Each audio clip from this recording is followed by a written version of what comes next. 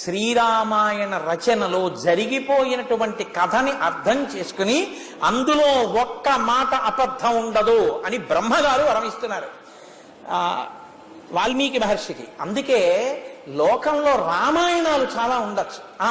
ఏదో రామాయణం చెప్పాడండి అంటారు. అందుకే ఎన్నో రామాయణాలు ఉండొచ్చు. కానీ మీకు ఎప్పుడైనా అసలు ఏది సత్యం, ఇందులో ఈ సన్నివేశం ఈ రచన కరెక్టా, ఇది సత్యమా అని మీకు రెండిటిలో అనుమానం వస్తే మీరు ప్రమాణంగా తీసుకోవలసిన రామాయణం ఒక్క వాల్మీకి రామాయణమే.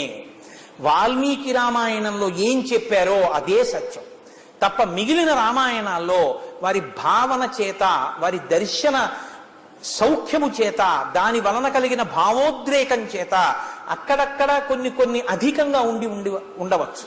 కానీ పరమసత్యం మాత్రం జరిగిన రామకథ మాత్రం యథాతథం ఒక్క వాల్మీకి రచించినటువంటి